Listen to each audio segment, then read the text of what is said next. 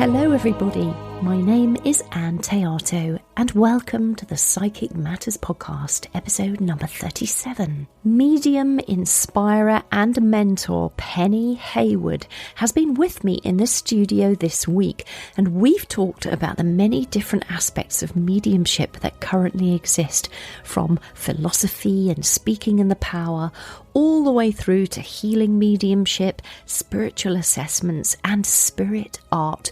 We have discussed it all.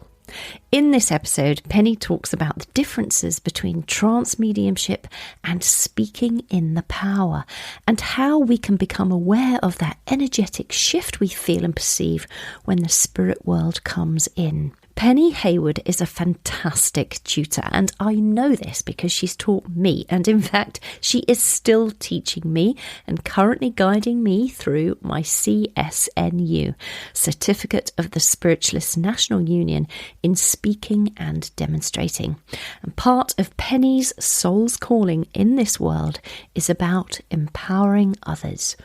Don't go away. You need this episode in your life. Before we dive in, I just want to share something that I'm really excited about. I'm teaching at the prestigious College of Psychic Studies in London. It's a one-day workshop. It's on Saturday, July 3rd, 11 a.m. to 5 p.m. UK time, which is 6 a.m. to 12 noon EST, so maybe a little early to get up, but well worth it, I promise you. It's online. Isn't that glorious? So you can join in wherever you are in the world. My workshop is called What is the Backstory in Your Mediumship? We all have a backstory, don't we? All the ordinary and occasionally extraordinary events in our lives to date. Events that shaped who we are now and why we act and think as we do. And of course, as psychics and mediums, we have the ability to pick up information from anywhere along a fellow soul's timeline, from the life they lived on Earth to the life they are living now in the spirit world. My one-day workshop will be exploring the backstory of our spirit communicator in order that we may bring forward ever more accurate information, which in turn will strengthen our confidence and transform our mediumship so that we all become better and better ambassadors for the spirit world. So if you fancy joining me, please head over to collegeofpsychicstudies.co.uk/workshops, or you can also find details on my website, anntheato.com, ANNTHEATO.com. And here's another interesting thing.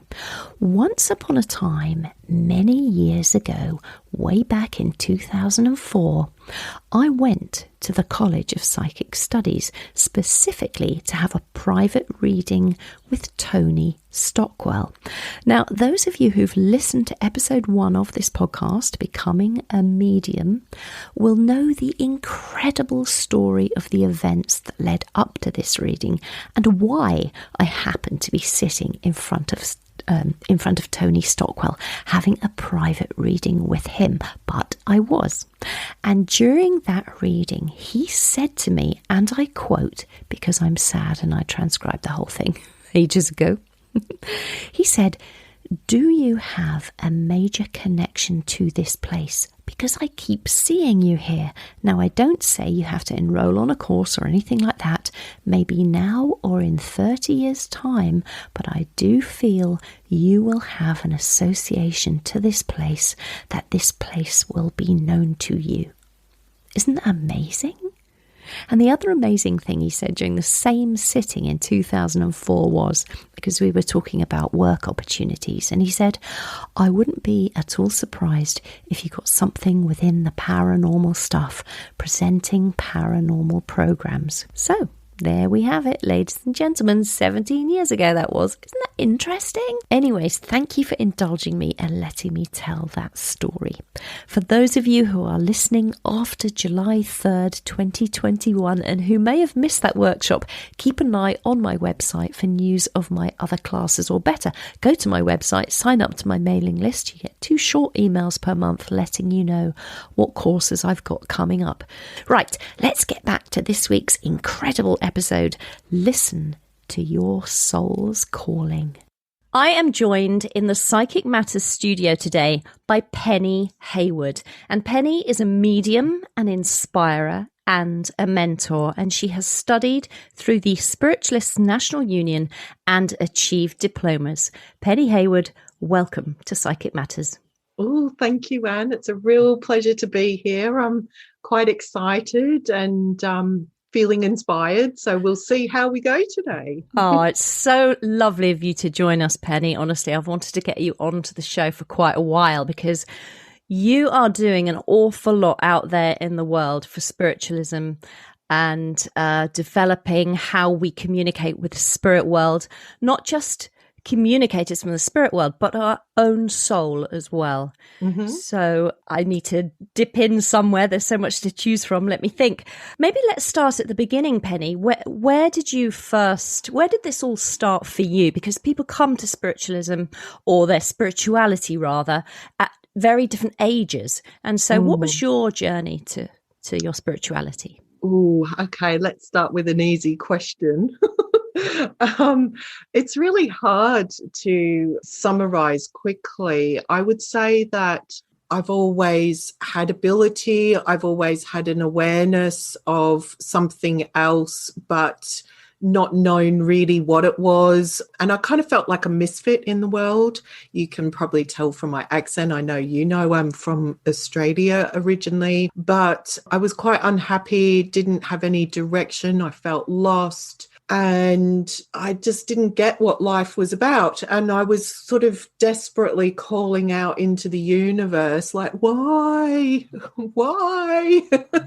And wanting to really understand what's it all about. I went searching in bookshops. I just didn't know where to look. I was just searching, and looking back, I guess you could say I was soul searching. My soul was trying to direct me. And yes, believe it or not, I heard a voice say, move to England. Pre having the internet in your own home, you'd have to go to internet cafes and all that old world stuff.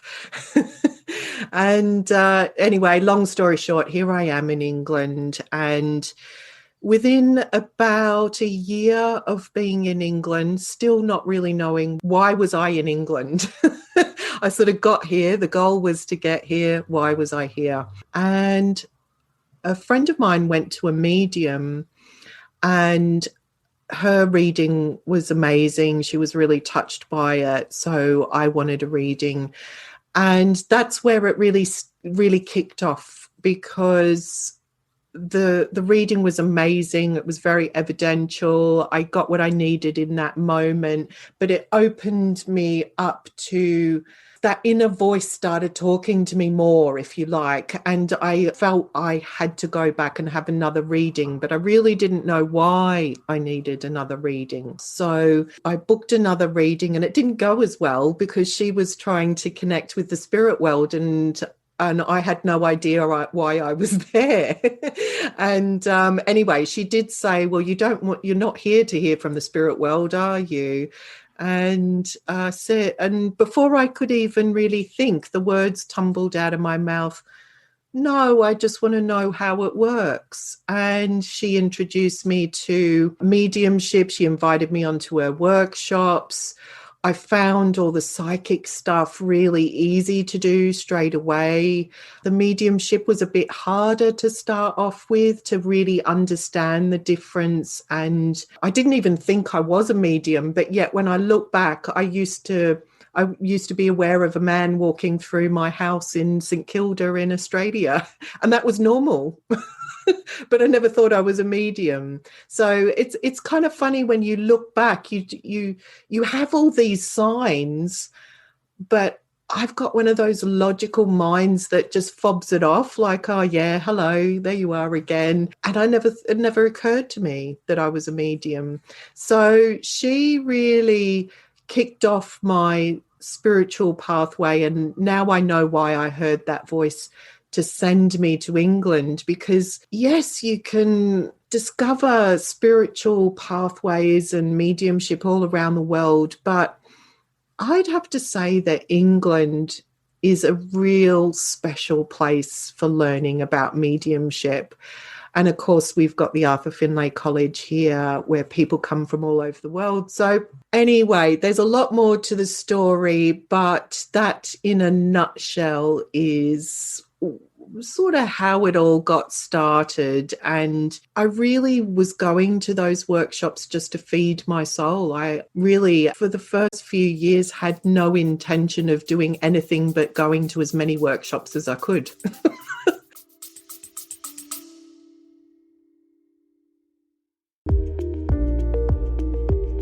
Eye-Opening Moments podcasts are real-life stories of adversity, encounters, and perspectives. They are moments that can lift your spirits, give you some food for thought, or move you. For the introspective mind that likes to reflect, discover, and find solutions or meaning in a complex life, listen to Eye-Opening Moments podcasts. And I did. And did you go to the Arthur Finney College for your workshops, or where did you study those workshops? Well, so I started with this lady who happened to be a very good friend of a well-known medium who has their own studio, and I know you know very well.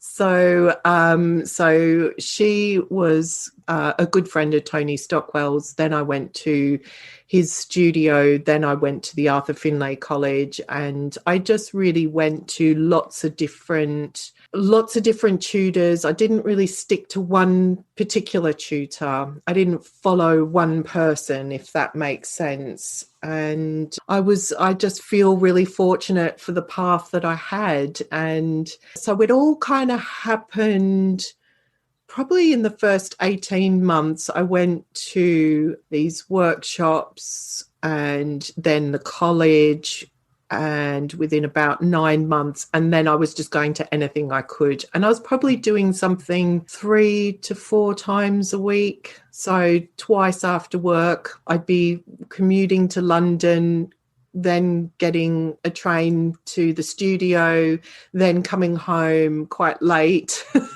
and then doing it all again a couple of times a week, and then weekends, and then spending the residential weeks at the college. I think I did that probably 3 or 4 times a year. So all those people who went to lovely places and sat on beaches and had nice, relaxing, rejuvenating holidays, I spend mine at the Arthur Findlay College.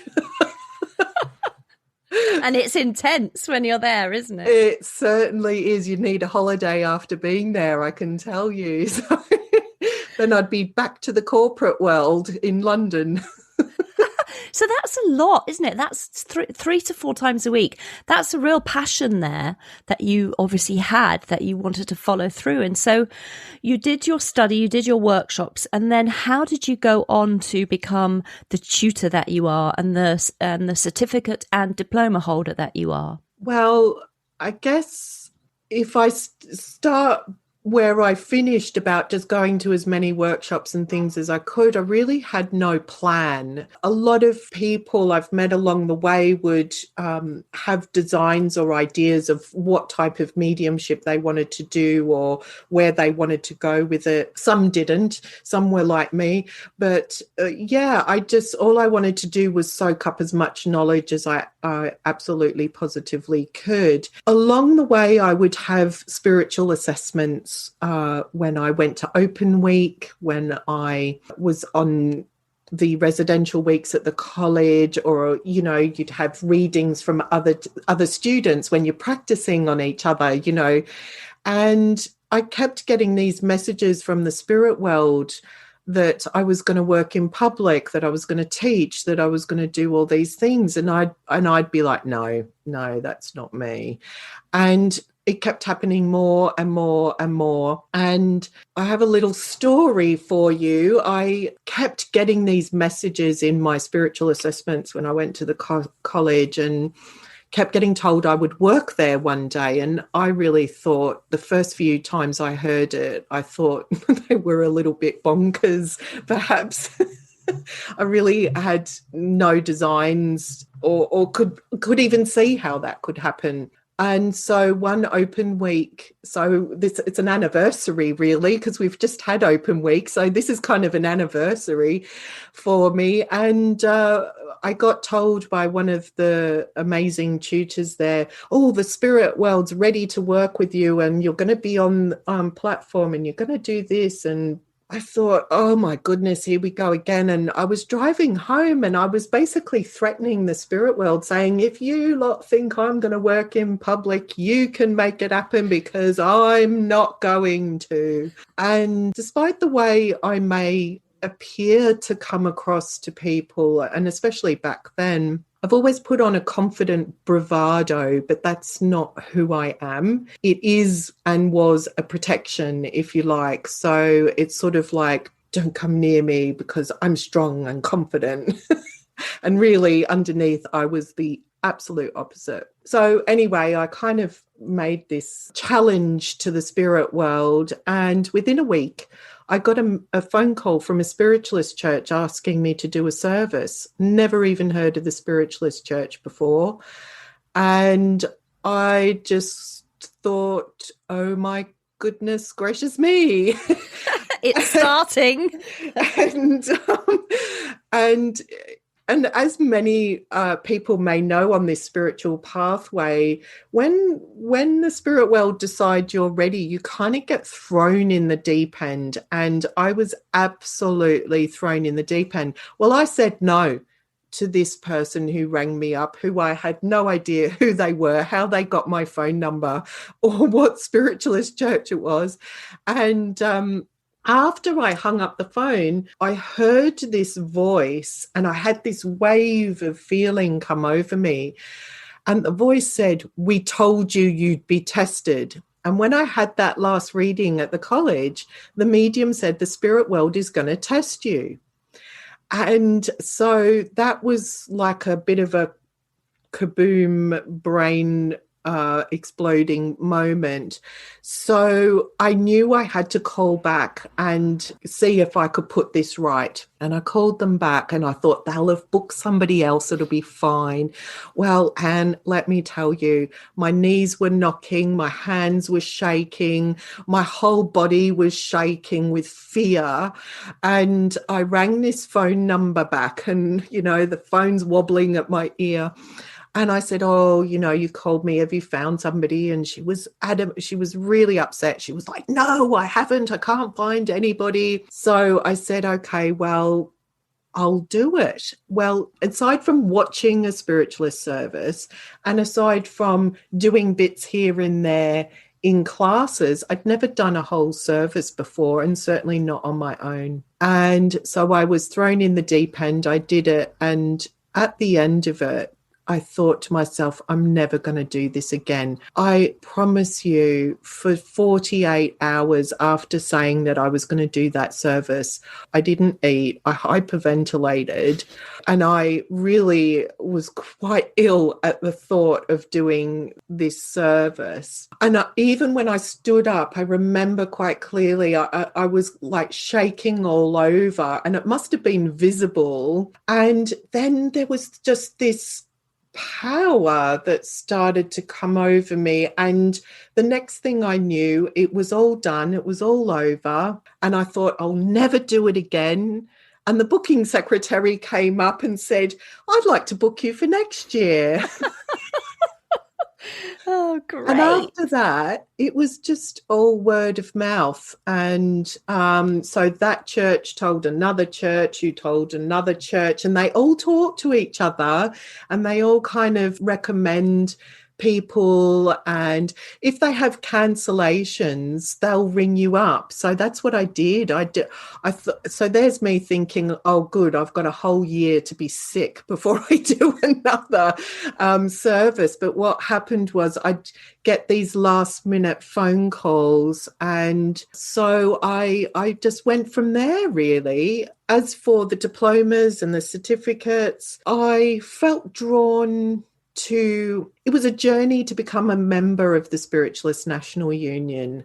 And I would say that initially I was adamant I was never going to be a member of any organisation. You know, there was sort of this fear in me. And one day I just felt like I really wanted to join.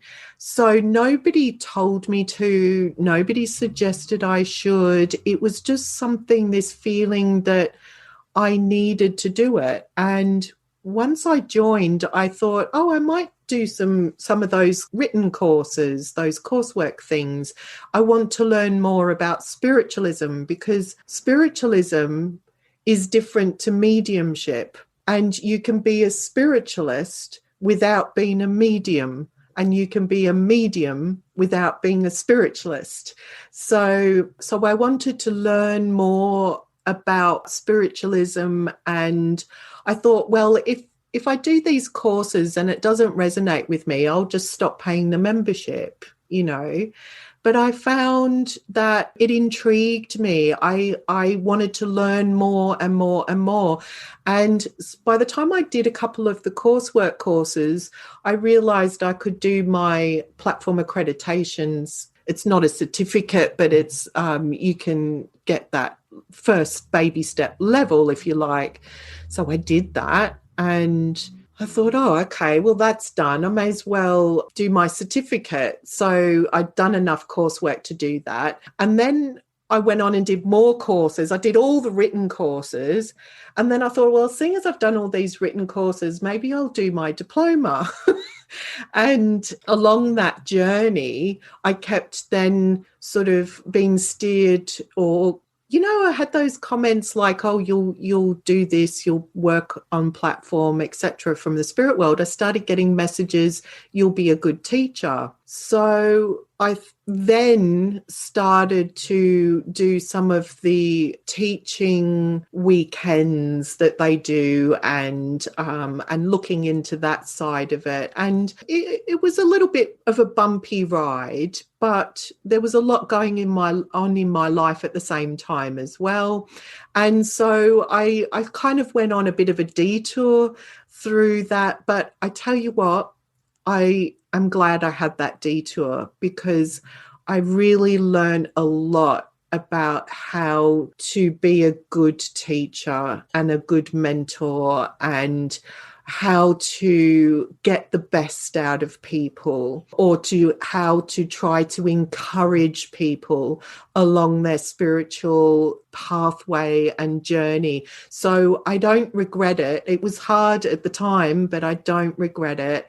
And then it led me towards becoming a tutor at the Arthur Findlay College, which I never thought possible. And as I said, I never aimed for that, but the pathway unfolded in a way that it took me by surprise, if that kind of makes sense, Anne. I don't know. Yeah, it does. No, it does. You're not waffling at all. It's making perfect sense, and it's really beautifully explains how it all unfolded for you, because we're all led in our own unique way. But I just wanted to ask you a couple of things about some of the things that you said there.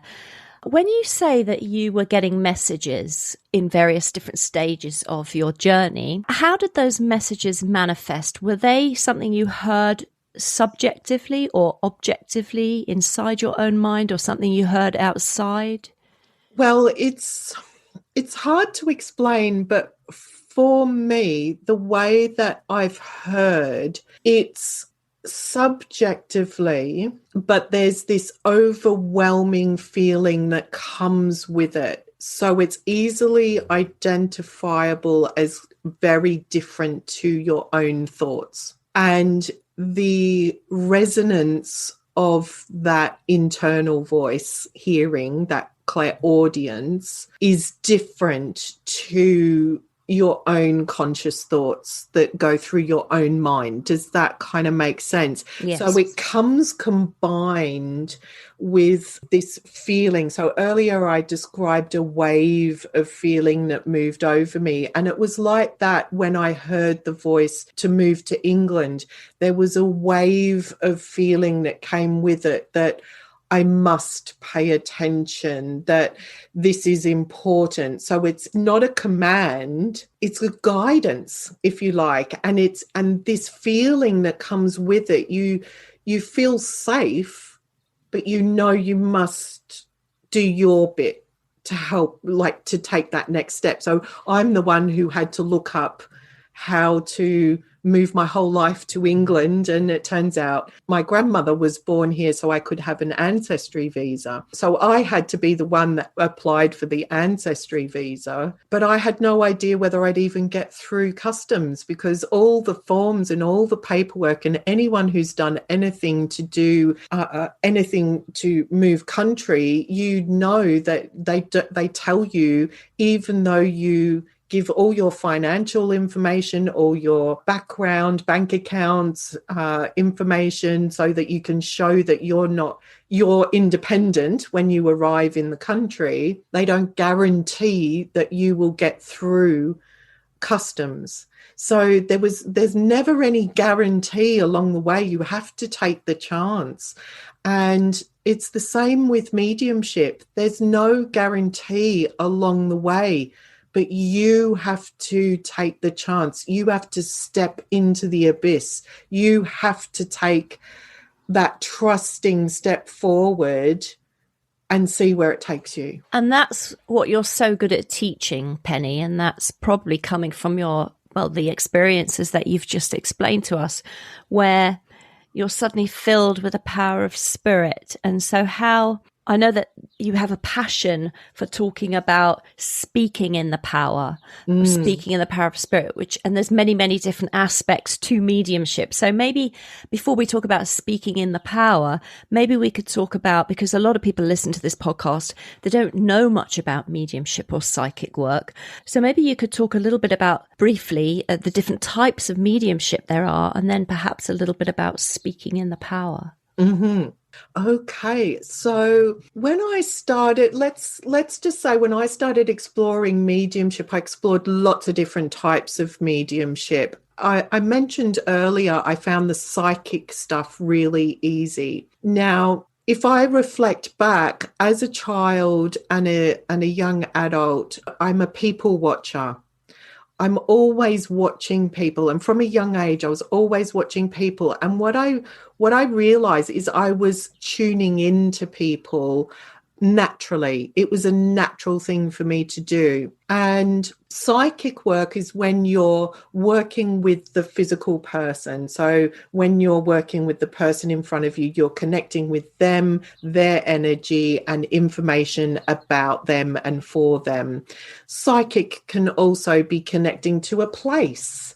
And, some of us, I think everybody on the face of the earth is psychic to some level. How inherent and how strong that is in you will vary. So some people are only a little bit, they have little flashes here and there. Other people, it's more strong and naturally inherent in them. And most people can understand the theory of, if you go and view a house, it can look beautiful on the inside and out, and you can look at pictures of it and you can think that's a beautiful house. And then when you visit it, you might come away and say, it's a beautiful house, but there's something about it I just don't like. And that's a psychic connection. That's an intuitive connection to a place. So for those people that are listening who are trying to understand the differences, hopefully that analogy can help. So when it comes to mediumship is connecting with the spirit world, and evidential mediumship is when you connect with a loved one of the client or the person that is in front of you, so that you are going to bring their family members or their friends, people they know, people they understand, and can confirm the evidential information, and then any other shared memories and any potential communication that comes with that. And what I would say is evidential mediumship can bring great comfort to people that are in grief, but they should feel ready to have that. You know, there's always a time and a place for these things, and it can really bring a lot of peace to people knowing that their loved ones are safe or still around them. So it's a wonderful thing. You have healing mediumship. So healing mediums are people who are able to attune to the spirit world for the power of allowing healing energy to move through them. Now, healing doesn't mean that somebody will be cured or anything like this, but the healing energy may assist in the healing process of an injury or something along these lines, or recovering from an illness, or it's a complementary thing. It may well have a physical effect. It may well help somebody on a stronger, deeper level. It's not a cure. That's what I would say. And then we have trance mediumship, which is allowing the medium becomes extremely passive in their conscious mind, passive in their body, passive in their power. And the spirit world, so the I like to call them spirit team rather than guides, they need us, we need them. So it's a team. So the spirit team will blend their consciousness with the consciousness of the medium. And depending on how proficient that medium is in the trance ability will depend on how involved or not they are with that experience.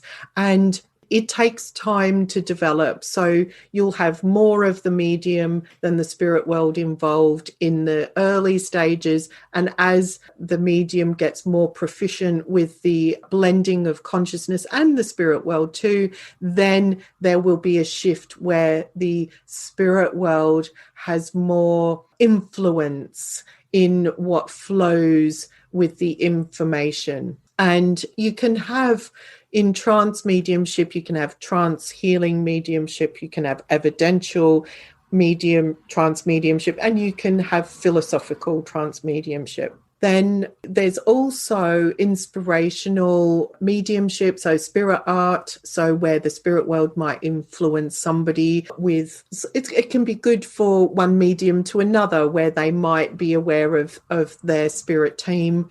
It could be with loved ones. So Lynn Cottrell is an amazing spirit artist, and she works with Maureen Mernon and other mediums.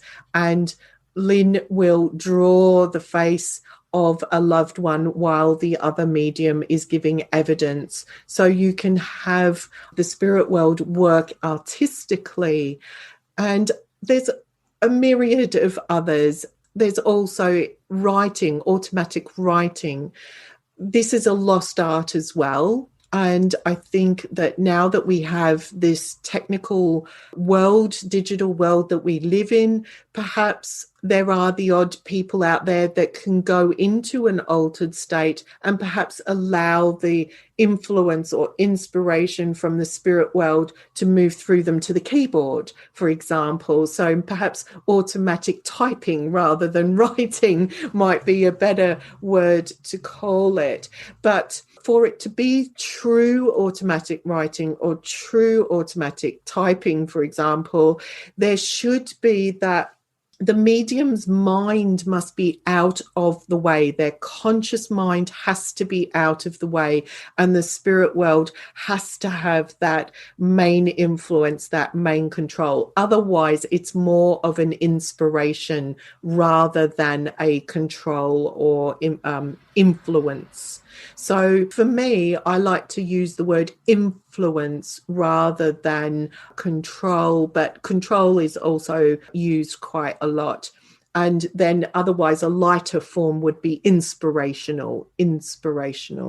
So when it comes to the speaking, so speaking mediumship or speaking in the power there, I do have a passion about this. So I started off, psychic was easy. I moved into understanding how to recognize when I had the spirit world with me and give evidential information. I did trance, and I did trance for many years, and I've stepped back from that. I can still do it. It's still a part of my experience, but I feel that I had that period of time and experience to then understand the different states of consciousness and levels required, because it helped me to develop and understand speaking in the power. Because there is a difference between trance and speaking in the power or speaking mediumship. So as I mentioned, trance is passive power, passive conscious mind of the medium, and passive in the physical body to all intents purposes. So it's a passive form of mediumship. Whereas with speaking in the power, the medium needs to have a passive conscious mind, but there's an active power. And so there's a fine line of blending the consciousness. So the way I would describe it is, when I'm speaking in the power is active. I've got my eyes open to all intents purposes. Anybody listening or watching, it's Penny Hayward speaking. But when the spirit world come in, there's a shift in the energy, there's a shift in the power, and the influence of the spirit world is there. And so it's not as deep as trance because it's not as passive as trance. Does that make sense? Yeah, perfect.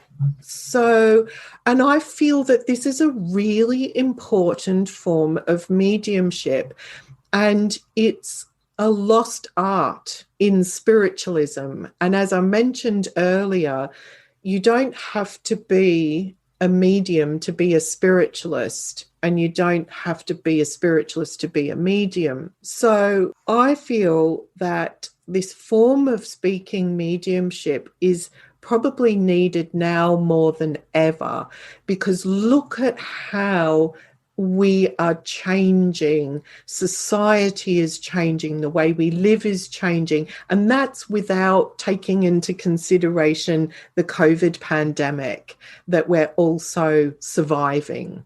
And a lot of people, I go back to something I mentioned about my own journey. I felt lost in this world. I didn't understand, why am I here? What is the point? What is the purpose of life? What does it all mean? And I wasn't getting any answers from anywhere. And it wasn't until I started going to investigate spiritualism that I started to find meaning in life and living life.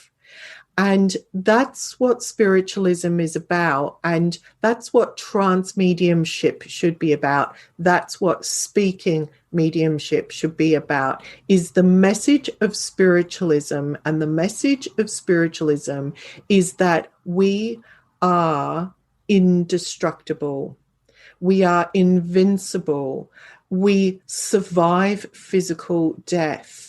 We exist beyond the physical realms. Our consciousness, our soul, our spirit survives this physical world. Isn't that amazing? And if we survive, which we do, then what does that mean about life here? What does that mean about living life in this physical world? And I'll give you an example. We often have misgivings with family, with friends. We fall out, we fall in love, we fall out of love. We have all kinds of experiences.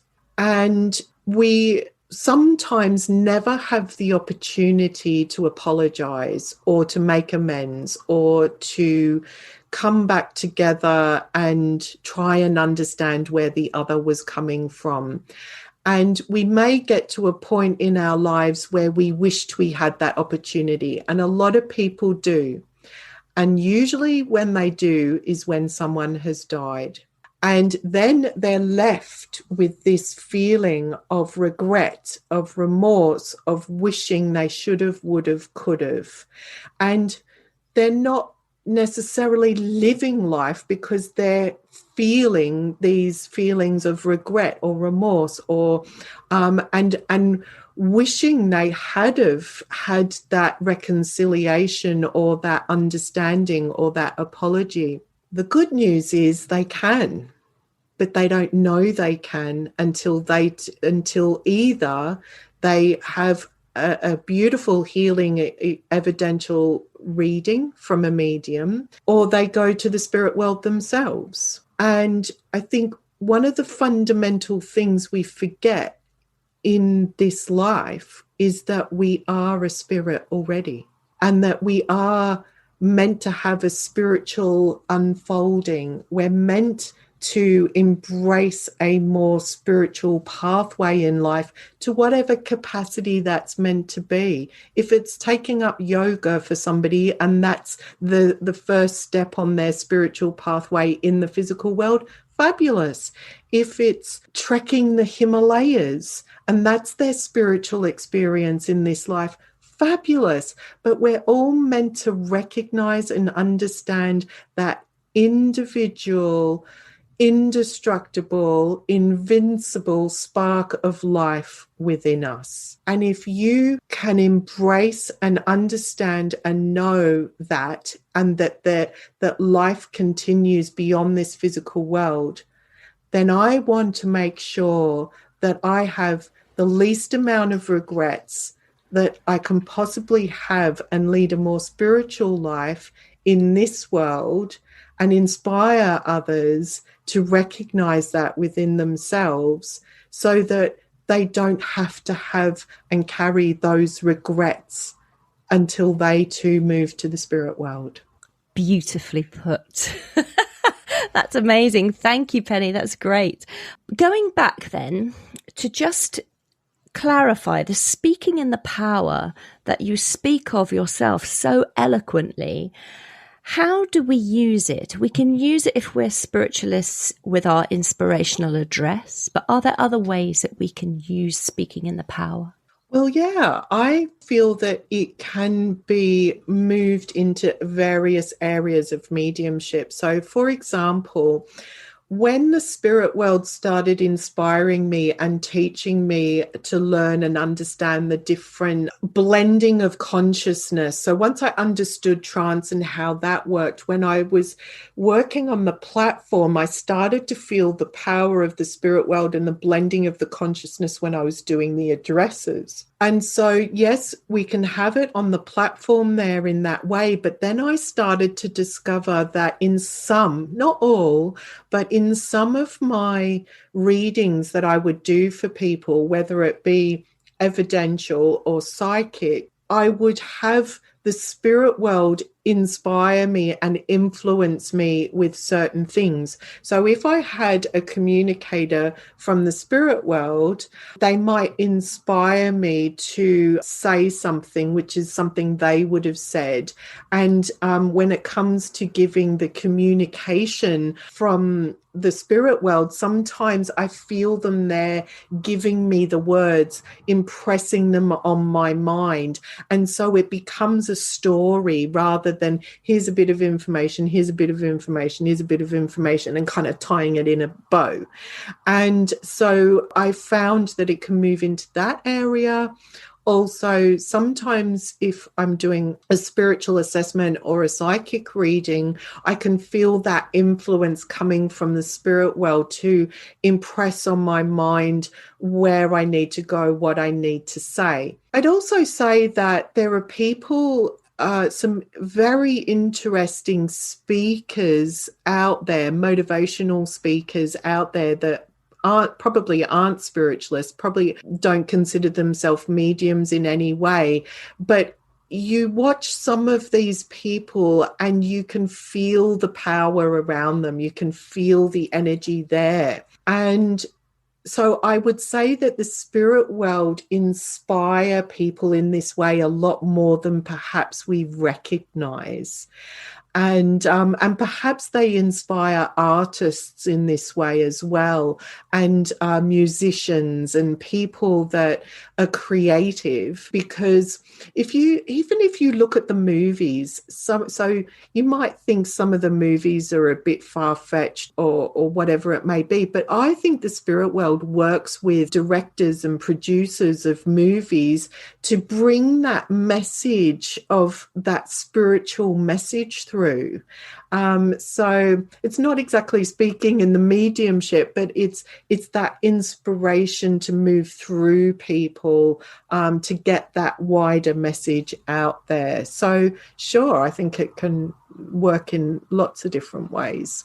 Yeah, it's beautiful. And I know that you teach this particularly in workshops, this particular topic of speaking in the power. So have you got anything coming up? Yeah. So as mentioned, I teach with the Arthur Findlay College, and in just a couple of weeks, so depending on when this comes out, I'm doing a Speaking in the Power 4-week workshop. So a couple of hours every, I forget what day of the week it is, over 4 weeks. But if you miss it for this time, it starts later in May, but if you miss it for this time, I'm sure I'll be running it again another time.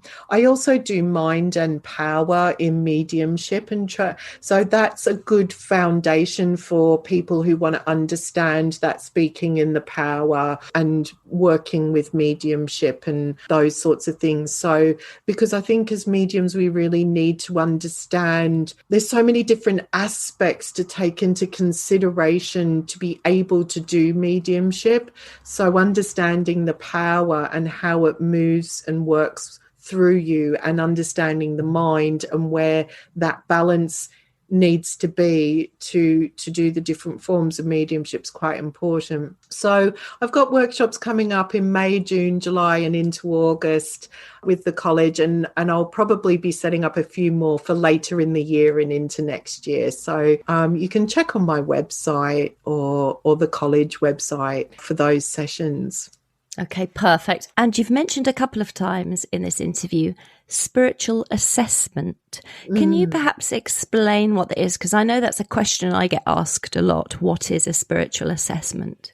Yeah, sure. So I can't speak for every medium who does a spiritual assessment, because we'll all have our own style, if you like.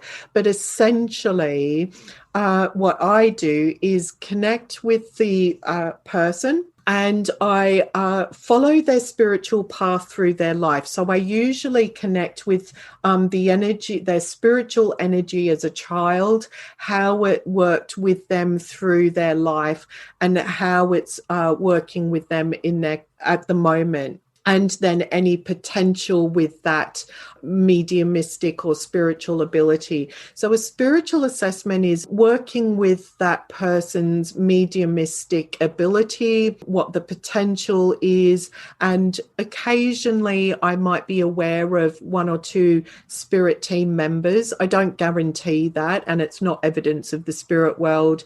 And I'd say to most people, it's important you have your own journey with getting to know your spirit team and how they manifest for you. And then if it comes up in a spiritual assessment, just take that as confirmation, not as, oh, I've got I've got a Chinaman who works with me. You need to have that experience only, and it has to make sense to you. So I might be aware of that, but usually I'm aware more so of how the spirit team work with that person and inspire them. And so it might be healing, it might be art, it might be evidential or trance. So whatever it might be. And I talk about the potentials there. Sometimes there might be hints and tips that come up. So when I'm working with their spirit team and their energy, I might be inspired with something that might help them to take that next step forward, or that helps them make a decision on what step they need to take next. So it's really important for anyone who has a spiritual assessment, I would say, use it as a form of confirmation. Use it as a way to confirm what you already feel and where you feel you're going. Because as I said about my own journey, I tended not to think too far ahead. And if anything, I was adamant I wasn't going to do a whole bunch of things. And everything I was adamant I wasn't going to do, I ended up doing. So I think that when people get fixated about where they think they should be going, that's where they might come a cropper. So the spiritual assessment is more as a kind of inspiration or guidance, if you like, but it's certainly not telling them what to do. It should really serve as a confirmation of what they've already been thinking, feeling, and progressing with. Does that kind of help? Yeah, that's great. Thanks, Penny. That's a really good explanation. And just one other question. You spoke earlier about having lots of different tutors as you went through your spiritual journey. Do you think it's important for people who are learning to have tuition from lots of different people? Or do you think we should stick with one tutor for a while and then move on? How do you see it? I would say it's important that people do what's right for them. And the reason why I say that is because it was right for me to go to lots of different tutors, because I got different things from different people. And in some cases, I learned what not to do more than what to do. My attitude was, when I went to any workshop, any course, any teaching, I went with an attitude that I was going to get out of it what I needed to get out of it at that time. And it didn't always mean that I knew what I was going to get out of it. So while the course might have been focused on evidential mediumship, yes, I might have learnt some techniques and all those sorts of things, but I might have learnt a lot more about what works for me, what doesn't work for me. I would always find myself watching the teacher and how they handled different students, and I would watch other students and how they worked. So I really sort of observed a lot. And I don't know whether other people do that. I don't know if I'm a bit weird or what, but I was very observant of the group dynamic in every situation and learnt from that as well. So as far as if it's right for somebody to stick to one teacher for a period of time, then they should do it. But what I would say is, anyone that says that they know better, or that they're the best, or that students should follow them and not go to other tutors, then if that was the case, I would say run a mile. Yeah. But basically, the message is do what feels right to you, because I don't think there's a hard and fast answer to that. Yes, it's well answered. It is right. You should do what you feel you're moved to do in that moment. That's right. And you will learn something from everybody, even if it's what not to do. Agreed. So Penny, people want to come, they want to come and see you. Perhaps they want to have a reading with you. They might want to join one of your courses, either in person, which you're running. Some, I know everything's on your website. You're teaching at the Arthur Finney College, which includes, of course, the Barbanel Centre. Where do they go? What is your website? Well, pens at the ready. Yes, get ready, everybody. So it's all the W's .pennyhayward.co.uk, and you spell Hayward HAYWARD. And then on my website, there's a page dedicated to readings, and it explains the different types of readings I offer. There's a page dedicated to mentorships. So I do one-to-one mentoring and I do group mentoring as well. So twice a year, I run the Progressive Soul Development Group. And so the spring and autumn, they're called. So so people have got plenty of time to investigate joining up for the autumn one if they're interested. And then I've got the events page, which shows what I'm doing at the college or at other associations or centres around the world. And I'm on Facebook. So, yeah, it should all be there on the website anyway. That's perfect. But what I'll do is, because I have show notes for each episode of the podcast, so there will be a full transcription of this on my website and all the URLs where people can reach you. So if anybody's stuck, they can go over there and pick all the resources up, and that will lead them over to you and everything that you're doing, Penny. That's amazing. Thank you. Oh, listen, it's been absolutely fabulous having you on the podcast and just sharing your knowledge, because, you know, you've been learning and delving into your own spirituality for quite some time now. And so therefore you have got a lot to share with other people. And I can highly recommend everybody that you go to Penny, because she's been one of my tutors, and you've recently been instrumental in helping me get through my own platform accreditation scheme. So thank you very much for that, Penny. And it was lovely being taught by you. So I do highly recommend that people go along. Thank you again, Penny, for coming on to Psychic Matters and sharing everything with us. We're so very grateful to you. Oh, thank you. And I'm grateful to be here. Thank you so much. Well, that was medium, inspirer and mentor Penny Hayward. Do go and visit her website. Put it on your favourites list so you don't miss out on any of her events and classes. www.pennyhayward.co.uk.